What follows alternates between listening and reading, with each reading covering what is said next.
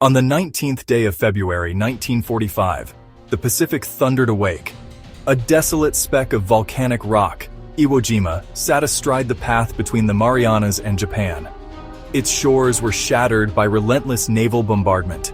Just 8 square miles of black sand and sulfurous steam, 750 miles from Tokyo. For American planners, its position was priceless, directly between the B-29 bases in the Marianas and their targets in Japan. Operation Detachment was a cold calculus: secure an emergency runway and fighter escort base. The long run to Japan and back cost aircraft and crews to the vast Pacific.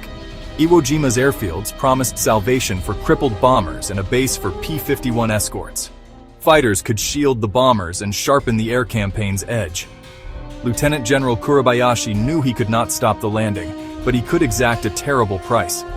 He forbade bonsai charges, built 11 miles of tunnels, and hid thousands of interlocking positions within the volcanic rock. The plan? Wait underground, then turn the island into a killing field.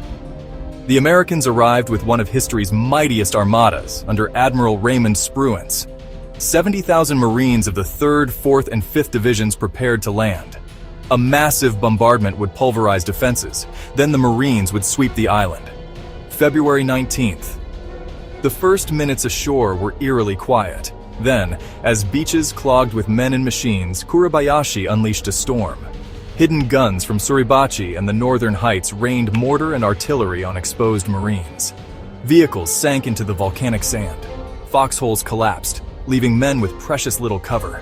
The tidy plan dissolved into a brutal fight of attrition. Pillbox, cave, bunker, each had to be taken alone, with flamethrowers, demolition charges, and grenades. Corporal Tony Stein, carrying his handmade stinger, charged pillboxes again and again to let others advance. When ammo ran dry, he sprinted to the beach, resupplied, helped the wounded, and returned to the fight. He earned the Medal of Honor and fell before the battle was done. After 4 days of savage fighting, a 40-man patrol led by First Lieutenant Harold Schreier reached the summit. They raised a small flag, sending cheers across black sands and warships offshore. Hours later, a larger flag rose, the moment Joe Rosenthal captured. 6 men straining against the wind, an image of unity and resolve, yet the battle was far from over.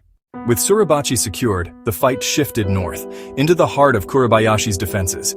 Jagged rocks, steep gorges, and ridged lava fields, meticulously fortified.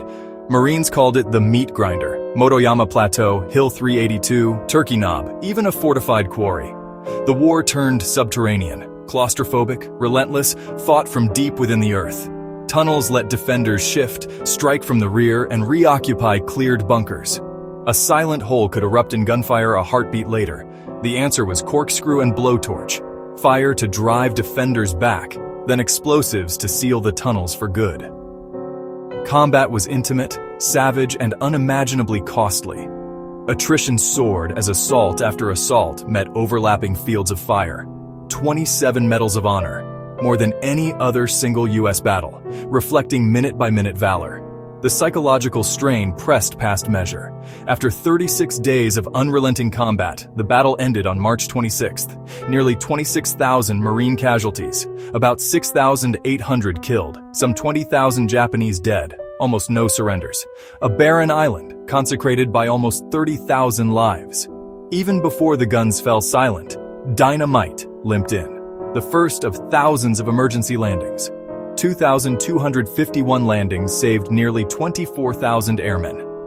P-51 escorts from Iwo hardened the bombing campaign, hastening war's end. The horrific cost on Iwo Jima shaped American planners, one factor in the fateful decision to use atomic weapons rather than invade. Survivors returned without parades, carrying wounds seen and unseen. For the Marine Corps, Iwo Jima became sacred memory, courage and endurance forged in black sand. Our understanding rests on after-action reports, ship logs, letters, diaries, and oral histories, joined by captured Japanese records and rare testimonies. Archival images bear witness, maps, landings, defiance, and a flag rising against ash and smoke. In 1945, that small volcanic island became a hinge of history, its black sands forever echoing sacrifice, necessity, and the terrible price of victory.